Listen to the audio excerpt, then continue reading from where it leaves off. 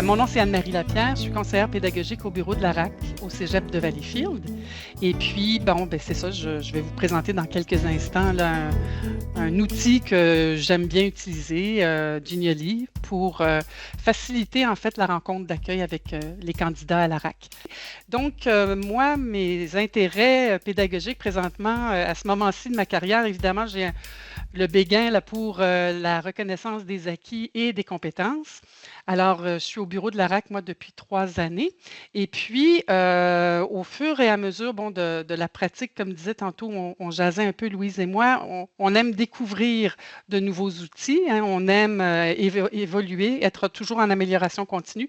D'où l'idée de développer un outil pour concevoir un guide d'accueil numérique en RAC. Alors, le plan de la rencontre, va se diviser en 5 parties. Donc, tout d'abord, un court mot de bienvenue et je vous présente aussi les objectifs de l'expérimentation d'aujourd'hui. Par la suite, je vais vous expliquer un petit peu qu'est-ce qui a mené à la démarche de conception du guide, donc la genèse de ce dernier. La présentation très sommaire du guide vous sera faite et les retombées préliminaires là, de l'expérimentation aussi. Puis par la suite, il y aura la période de questions et échanges.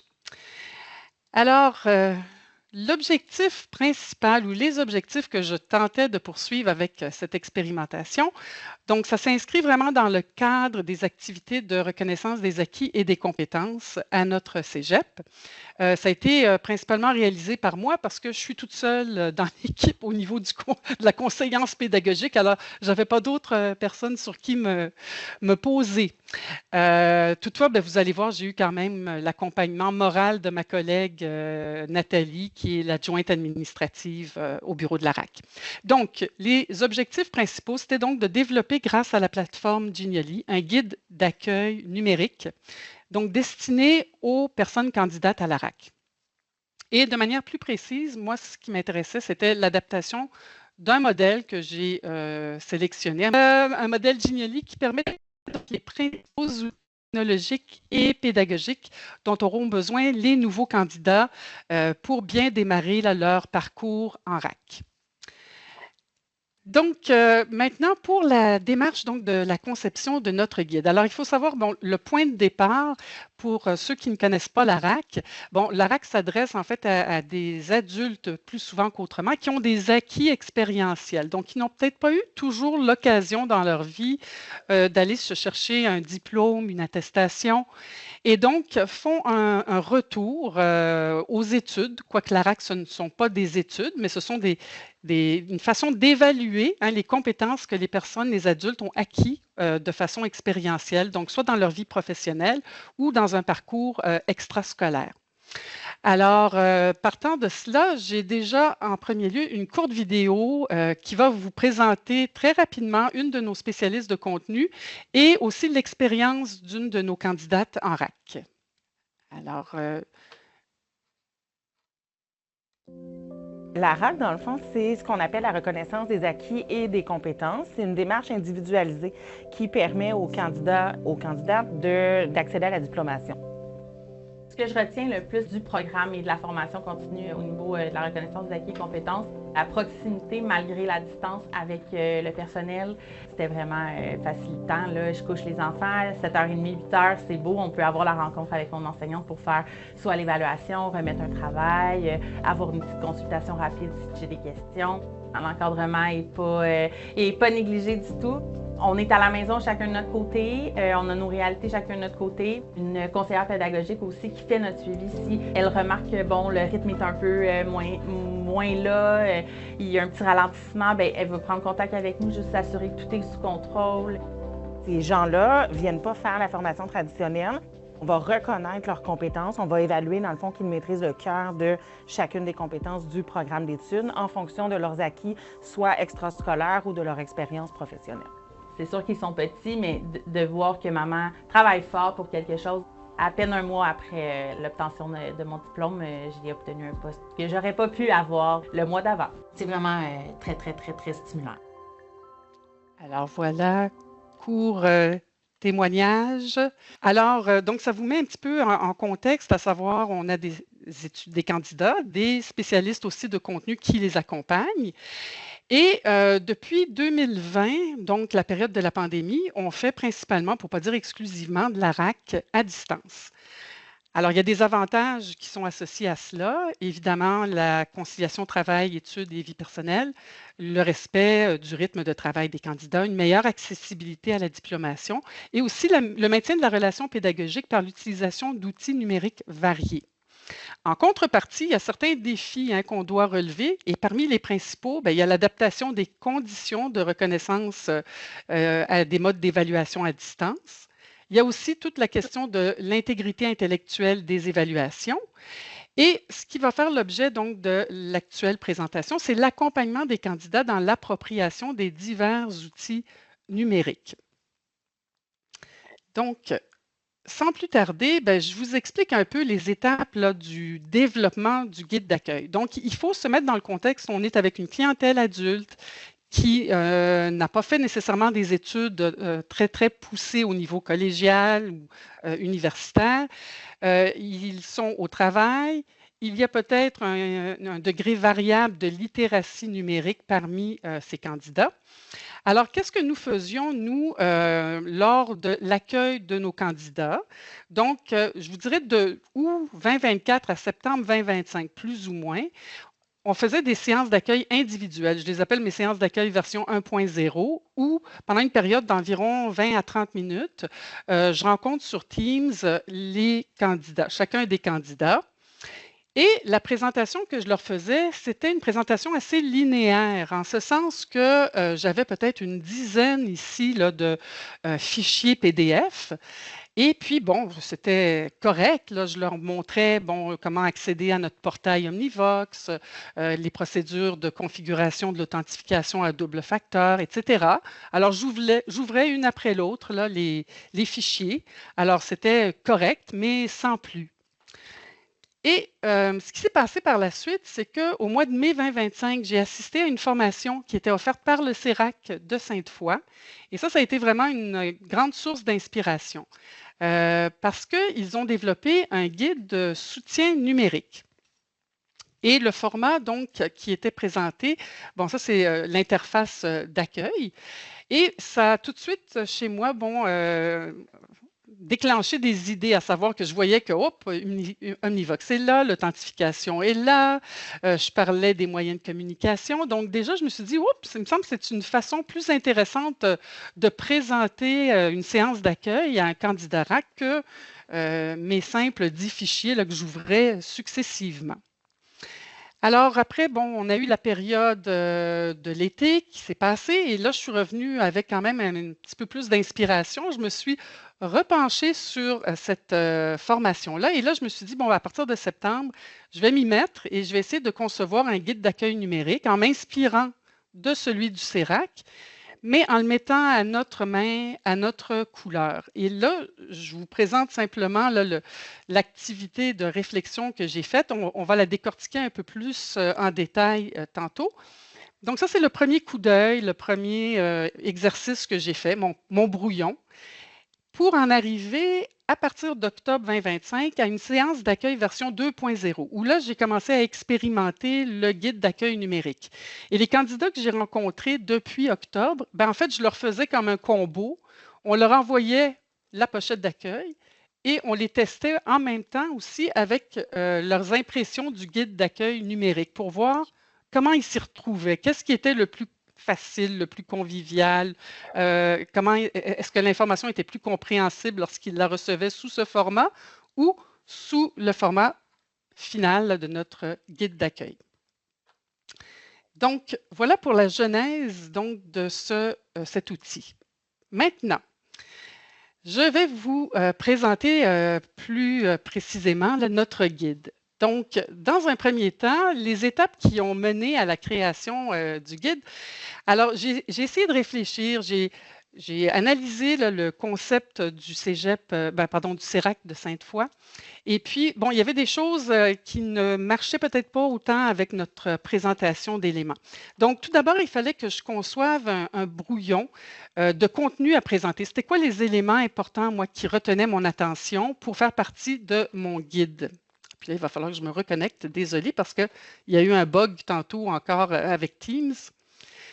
Alors, pour concevoir mon brouillon, ce que j'ai fait, alors je ne sais pas si vous êtes habitué avec Genially, il faut d'abord vous créer un compte. Alors, il y a possibilité d'avoir des comptes gratuits avec Genially. C'est sûr que vous n'avez pas toutes les fonctionnalités, mais je vous dirais que vous avez la majorité des fonctionnalités là, pour pouvoir faire ce que je vous présente aujourd'hui. Alors, j'ai identifié, moi, les éléments que je voulais présenter à mes candidats DRAC lors de la séance d'accueil. Et là, j'ai commencé à regarder tous les, pas tous, mais à m'inspirer déjà de différents modèles de présentation de Genially. Et il y en a un qui a retenu mon attention plus particulièrement. C'est celui qui s'appelle le Higher Education Comparison. Alors, il me parlait parce que, bon, premièrement, je trouvais que sa configuration visuelle était quand même simple, était assez épurée. Et puis, tout de suite, quand j'ai vu la division des deux grandes catégories avec 4 sous-catégories, ça tombait pile en termes de représentation, moi, que je me faisais des éléments et des concepts que je voulais présenter à mes candidats. Alors, il y avait la grande section pour moi là, des outils technologiques qui était importante et il y avait la section des outils pédagogiques. Alors, tout de suite, ce modèle-là m'a parlé. Alors, je l'ai utilisé. Donc, quand vous êtes dans Genially, vous cliquez sur l'utilisation du modèle. Alors, je vous montre rapidement là, les étapes. Alors, vous voyez, ce modèle comporte en fait 3 pages. C'en était trop pour moi, mais certains peut-être pourraient les utiliser. Hein, c'est à la convenance et selon les besoins de tous et chacun. Moi, je me suis dit, je vais me contenter de prendre déjà cette première page. Et ce qui est bien avec Genially et avec les éléments d'interactivité que je vais vous présenter, c'est que vous creusez. Alors, vous faites comme une analyse à la verticale des concepts plutôt que de faire une présentation linéaire comme celle que je faisais, qui était un peu longuette. Alors, ce qui me ramène aux éléments par la suite que j'ai fait. Donc, je suis partie de ce modèle-là et j'ai décidé donc de l'adapter et d'adapter seulement cette première page. Alors, qu'est-ce que j'ai fait dans un premier temps? Bien, j'ai renommé tous les titres et les sous-titres en fonction des sections à moi, des éléments que je voulais présenter. Dans un autre temps, ce que j'ai fait, j'ai remplacé là, les 2 images de fond par des images, des illustrations qui sont associées aux études à distance. Par la suite, j'ai inséré des interactivités, des éléments interactifs à chacun des boutons ici d'information. Et évidemment que je donnais un sous-titre donc approprié à chaque sous-section.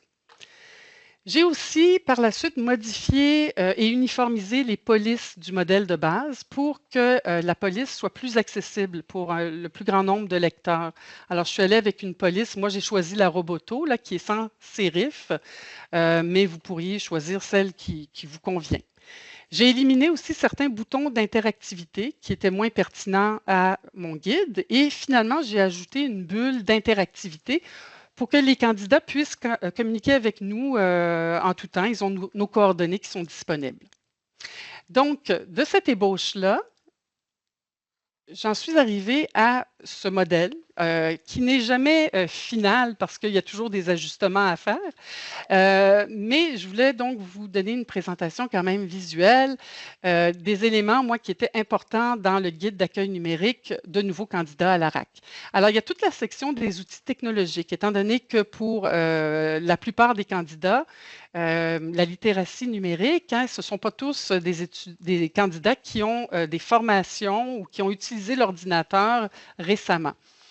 Alors, ce qui était important pour moi de présenter, c'était entre autres l'accès à la plateforme Omnivox, l'authentification multifactorielle, l'utilisation de certains outils de Microsoft 365 et aussi comment communiquer avec nous au besoin.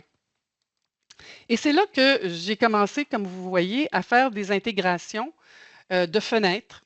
Alors, pour Omnivox, là, je leur explique c'est quoi exactement. Qu'est-ce que la plateforme Omnivox, qu'est-ce que ça leur permet d'aller rechercher comme information Et par la suite, de leur donner vraiment les procédures. Et ça, c'est en lien avec nos procédures, évidemment, à l'interne. Je suis certaine que vous en avez chacun dans vos organismes, établissements respectifs. Alors, je fais, vous voyez, une succession de liens, d'ouverture de fenêtres qui permet aux candidats d'avoir accès rapidement donc aux étapes, par exemple, pour se connecter et créer son compte Omnivox. De la même façon, je vous présente l'authentification multifactorielle. Alors, on explique encore très rapidement à quoi ça sert et je fais un lien ici avec un de nos documents. Encore une fois. Donc, comment est-ce qu'on fait la sécurisation de nos comptes, la connexion? Voilà. Pour ce qui est de Microsoft 365, alors là, je me suis permis pour ceux, disons, des candidats qui sont, on en a qui viennent de programmes de techniques d'éducation à l'enfance, qui utilisent un peu moins la suite Microsoft 365. Alors, je me suis permis de mettre des pastilles qui automatiquement ouvrent une petite fenêtre pour expliquer quelles sont les utilisations de base de chacun des outils numériques de la suite d'Office 365. Et par la suite, je leur propose d'avoir le lien avec l'outil gratuit de Microsoft 365. Alors, je les envoie à ce moment-là directement à ce site où ils peuvent aller chercher les outils gratuitement sur le web de cette suite. Et finalement, pour les informations de communication générale, alors évidemment, je leur explique le courrier électronique, le téléphone et aussi l'utilisation de Teams. Alors, avec qui ils vont utiliser ces outils et comment, par exemple, se connecter aussi à un compte Teams. Donc, ça, c'est pour la section technologique. Par la suite, justement, j'ai fait des boutons d'interactivité maintenant pour tout ce qui est les outils pédagogiques, parce que ça me paraît aussi un élément fondamental. Donc, dans un premier élément, j'ai présenté les compétences spécifiques de chaque programme en RAC chez nous au Cégep de Valleyfield. Donc, à savoir qu'on a des programmes d'AEC, on a des programmes de DEC. Et par exemple, je dirais à une candidate que je rencontre lors de la première séance d'accueil pour l'AEC en TE, bon, on va regarder c'est quoi les compétences générales de ce programme. Et ça l'amène directement donc à la description, au regroupement des compétences. Alors, ils ont accès rapidement à ces informations. Et c'est la même chose donc pour tous les autres programmes ici sur ce tableau.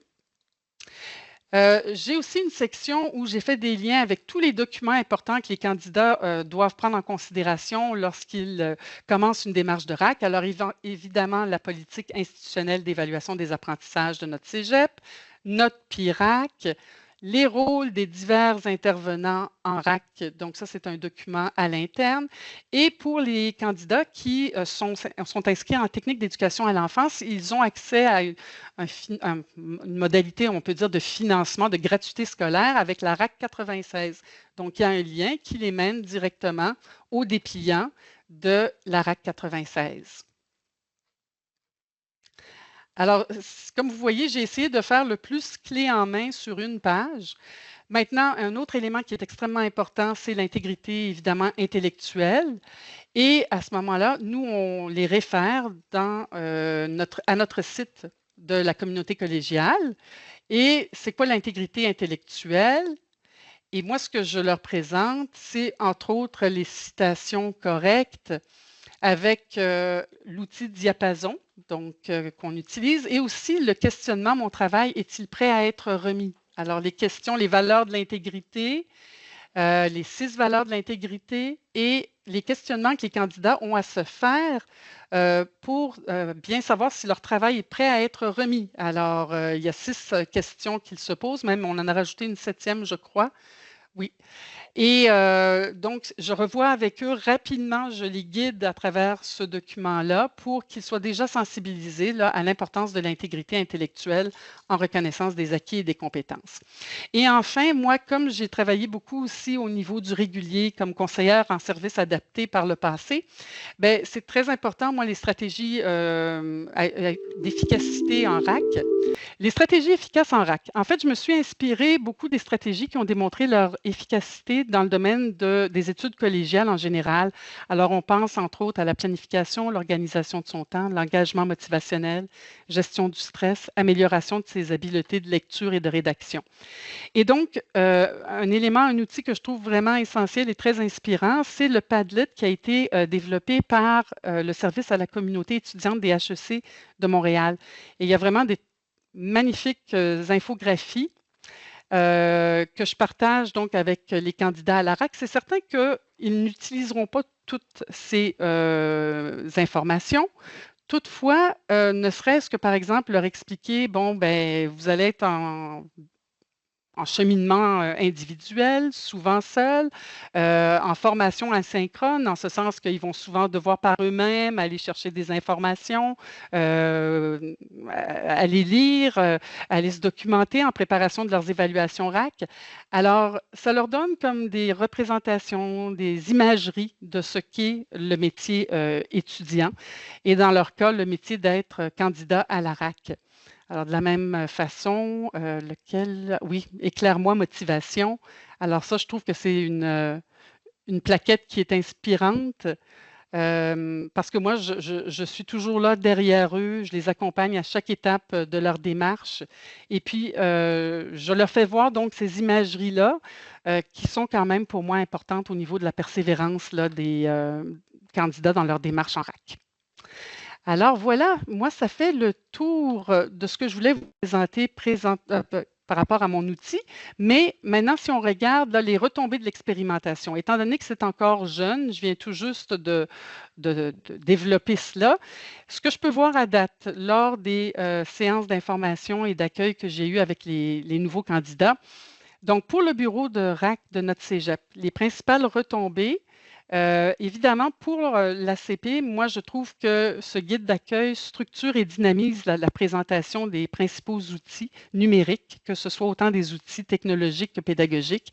Et ça me permet, bon, c'est sûr qu'en 30 minutes, c'est pas beaucoup de temps, mais par contre, les candidats ont nos coordonnées. Ils peuvent toujours nous poser des questions, nous revenir s'ils ont besoin d'accompagnement supplémentaire. Alors ça, je trouve que c'est super pour l'ACP. Pour le candidat, à date, ce que je recueille comme information, ceux qui ont reçu évidemment la version 1.0 de la séance d'accueil versus 2.0, bien, c'est sûr qu'il semble mentionner que vraiment la consultation et la compréhension du fonctionnement des outils, c'est simplifié par cette représentation-là visuelle avec Genially du guide d'accueil. Maintenant, là, j'ouvre la porte à éventuellement, bon, peut-être des échanges. Pour les milieux collégiaux et universitaires en général, ce guide, ça peut faire l'objet vraiment d'adaptations multiples. Alors déjà que si vous décidez d'aller dans Genially, chercher un modèle à votre goût qui répond à vos besoins en tant que concepteur, que vous soyez enseignant, CP, superviseur de stage, et aussi en fonction de votre public cible, hein, que ce soit des enseignants, des stagiaires, des candidats à la RAC, vous avez toute la latitude et toute la créativité là, pour adapter ce que je viens de vous présenter comme outil. Et puis, juste pour terminer, ben, vous avez mes coordonnées que je vous laisse.